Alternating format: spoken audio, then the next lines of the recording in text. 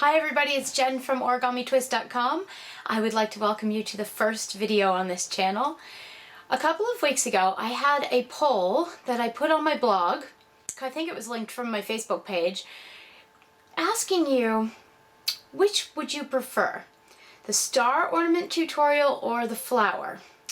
And by a landslide, the star actually won, so that's the one I'm filming first. This is what the finished product looks like. There's another one. And here are two more. And this one.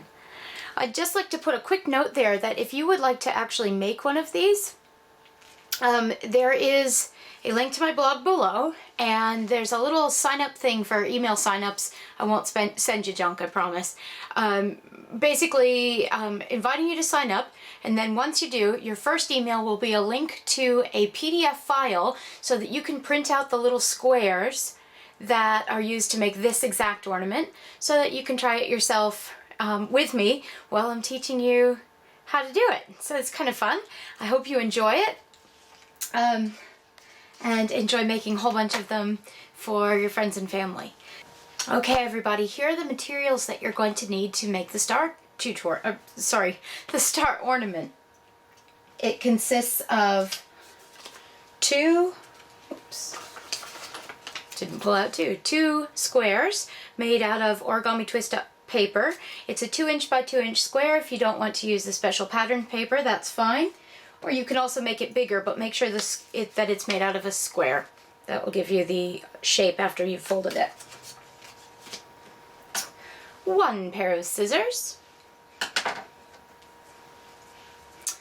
Double-sided tape. This is special tape that's used in scrapbooking, or you could use double-sided Scotch tape, that'd be alright as well. Acid-free if you want the ornament to be around for a while.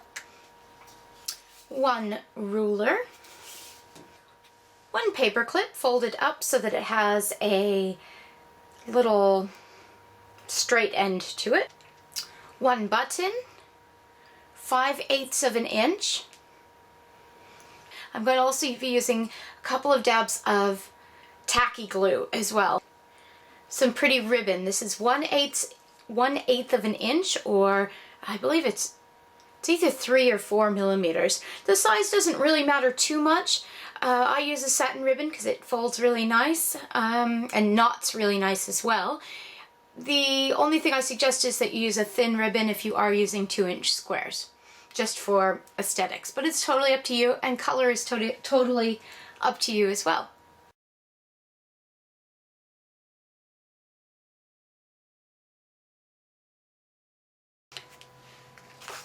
I'm going to create this star out of 6x6 cardstock, because if I do this as the example, it's going to be really difficult for you to be able to see with my big fingers in the way.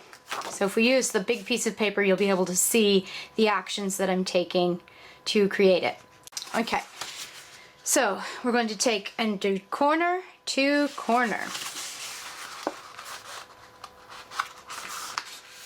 making sure you have a nice crease. Okay, if you own a bone folder, you may want to use it, as this can get quite tough on the fingers if you're making several of them for gifts and that. Okay, so we've done corner to corner, opened it up, turned it, and done corner to corner. Now we're going to flip your project over, and instead of going corner to corner, we're now going to go side to side with our folds. So, side to side. And you may discover that this fold is going opposite as far as the way that it folds to the diagonal ones. That's intentional. Okay, so it was really important that you flip it over before doing these folds. So now we're going to do side to side. And line it up. Sorry if you see my head in the frame. I'm trying to get it. There we go. And crease it really well. Okay. Now we're going to stop folding and we're going to pull the scissors out. you're going to find the creases that are in the middle of the edge rather than on the corner. See how that one meets at the corner? It's going to be the creases that are in the middle of the edge, perpendicular to the edge. Take your scissors and very carefully make a cut about halfway to the center. Okay? Now turn 90 degrees, and once again you're going to cut from the edge to the center about halfway. Skip the corner creases. Really important that you don't cut those. So we'll do this once again. Doesn't have to be perfect, but as close to going halfway up as possible. Turn, and once again, edge to halfway, skip the diagonals. Okay. And whoops, that one's not perfect, but again, it's not going to matter too much as long as it's close. Turn, and once again, make a cut from the edge to about halfway. Now you have folded on the diagonal, you've folded horizontally, and you've made 4 cuts. Whoops, I'm pointing the right way. 4 cuts in your paper. Now you're ready to do a bit more folding, and you're almost done. Flip your paper, and we're going to focus on the corners of each of our papers. So we're going to do a special fold, and we're going to do it 1, 2, 3, 4 times. So how this is going to work is you want the edge, if we call this the middle crease, because we're focusing on the corner, the edge is going to meet the middle. It's going to line up with the middle. And I'll show you how that works. So the edge is going to line up and meet the middle. Just like so. Now this edge, again, is going to fold into the middle. Okay. So, can you see that if you were to take away the rest of the big square, what you have now is a little kite shape. We're now going to turn it, and that's right, that little tricky fold that we did there, we're going to do it here. Now there's a fold that's similar to this. If you've ever made a paper crane, the paper crane actually has a similar fold in it. So if you have a friend and you're having trouble doing this, you have a friend that's made a paper crane before, they're the people to ask to show you how to do this fold. And we'll do that once again here and once again here. So some quick folding.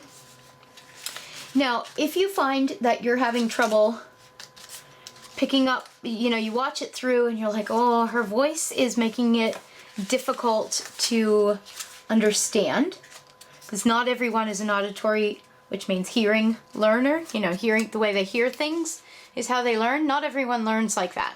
So you're welcome to turn your volume all the way off and just watch my hands and try to do it with me, because that can sometimes help if you're having trouble with it, okay? All right, next step. We're going to put a little bit of tape on one side of each of the 4 kites. So a little bit of double-sided tape there. And here and here. And then one more little piece. Beautiful. Now, if you were using the small paper, this is the time when you'd pull out your paper clip tool that you've created. Because what we're going to do is take this little piece of adhesive off, the paper off the adhesive, and we're going to overlap the 2 triangles. Notice I'm pinching it together with one hand and overlapping them with the other hand. And then I'm going to put my finger, or you could put a pen, even the end of your scissors, inside that hole there while pushing it together and overlapping them, and then press it together so that the 2 flaps connect. Now that's quite easy on this one. A lot more difficult on the little one, but if you use a paper clip, see, you can use the paper clip to push the two pieces together. So, quick tip. All right, let's do this a few more times.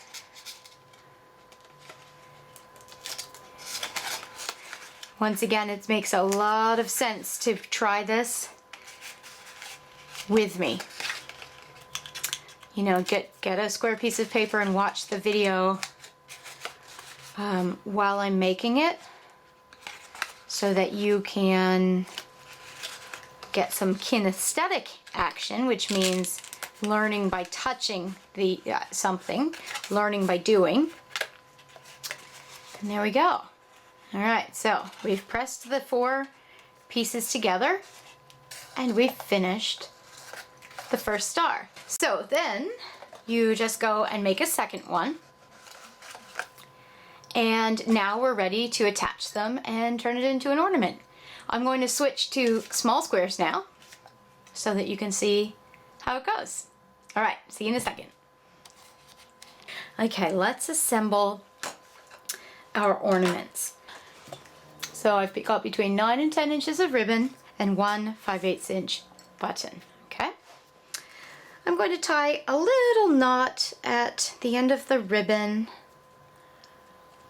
like so. And as you've probably guessed already, this is the hanger, the part that will hang on the Christmas tree. You can make it as long or as short as you'd like. Trim it fairly close to the knot so that none of the ends show. We're actually going to be gluing this to the button. And now we'll pull out our tacky glue. I'm going to apply the tacky glue, being careful to make sure that I put plenty around the outside. If you only put it in one place, put it around all the way to the edges, because the surface area that it's actually going to touch on your star is all the way on the edges. And I'm going to line that up, and it will dry clear, so you don't have to be too accurate, but I'll line that up. And see how this is a bit tippy and it may slide? I actually like to put down a pair of scissors. If you have extra scissors, that's great, because you can pop that pointy bit into your scissors and it acts as a support system. So if you have extra scissors, go ahead and do that. Then, after that's had a minute to set, if you're doing a whole bunch, do it in an assembly line. After that's had a minute to set, we will just put a bit more tacky glue all the way around. Be sure to cover the whole area, and be especially careful to put some in the middle because we're going to attach the thread. Now I like to put the thread slightly, the ribbon. I like to put the ribbon slightly to the side of one of the arms of the star. The reason for that is that when this little star sandwich is made, the ribbon will actually go between 2 of the arms of the star. So right to the edge, and then we can place the other side of the star, second half, we'll make a star sandwich, and we'll place the star so that its edges are going at an angle to the other ones, so that we have individual arms to our star. Fabulous. Now press it, make sure that it sits nicely.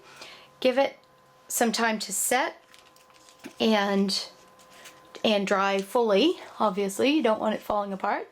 And then you can hang it on your Christmas tree.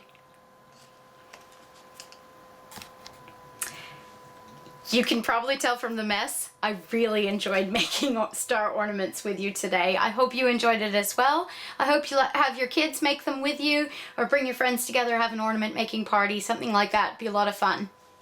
Now I would like to mention that you do have a limited commercial license with any items that you purchase from OrigamiTwist.com, and what that means is you can actually, when you buy the PDF and print it out, you can then make all kinds of items, whatever you'd like, such as star ornaments, and then sell them at church bazaars, at markets, at your Etsy shop, that sort of thing. I'm happy for you to make things out of it and then sell the physical items if you'd like to. So just an extra thought if you're thinking about making some extra money. Any item that you purchase from the shop can be used to make physical things to sell, and I'd be happy for you to do that. If you do make something from Origami Twist Papers, if you've downloaded the PDF on my blog and made either this star ornament or something else, please jump over to our Facebook page and share it with us. I'd love to put it on display so everybody can have a look at your art and what you've done. Thank you so much for joining me. Merry Christmas and have a really great New Year. Take care, guys. Bye.